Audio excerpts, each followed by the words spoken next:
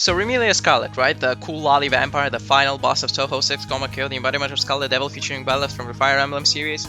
I have a bit of a problem with her ability. Let me explain. If you go to the game folder of Touhou 6 Gomakyo, the embodiment of Scarlet Devil, you'll find an omake.txt file that has short snippets on every character that appears in the game, including Remilia. And under her ability, it's written clear as day, Unmei o ayatsuru tedo no noru. Manipulation of fate. But here's my problem. That's kind of all we get. The text file has no further information about it, and if you look at the game itself, it doesn't get referenced at all. Remilia doesn't mention it in favor of making JoJo references. If you look at her spell cards, it's all just based on edgy shit like blood, devil, curse, blood, shit, Dracula. Nothing about fate at all. The only sort of nod to the ability that I found in the games for now was in the 8th one, Imperishable Night, where Remilia is playable. She says to Kaina, the 3rd stage boss, that her fate wouldn't change, which is really just a threat and nothing more. Fortunately, in 2006, better later than never, a book was released called Tepes, which finally explained what the ability does. Basically, she can change the daily lives of other people. Pretty cool. I know it's kinda neat, but I prefer my abilities when they are actually getting used, especially in video games. You know, like Sakuya's time stops, like Pachuli's 21 different elemental spell cards. Now that's a quality witch.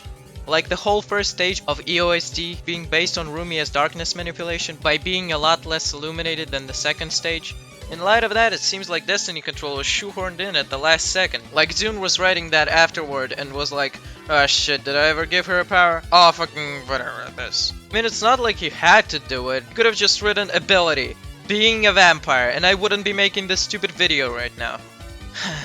But if that thing about her making people who are near her unluckier is true, then man, Sakuya must have a pretty bad time. Wait a second, Sakuya. A Western maid with a Japanese name. What? How did these two individuals meet? I mean, let's look at somebody like Yuyuko and Yomo, right? Here's Kaguya. Understandable pattern, right? Here's Remilia. What the fuck kind of theming is that? Where do you collect such a wondrous lineup? Huh? Oh shit. Let's go back to the Kane dialogue. Sakuya, wouldn't she be a good tutor for my little sister?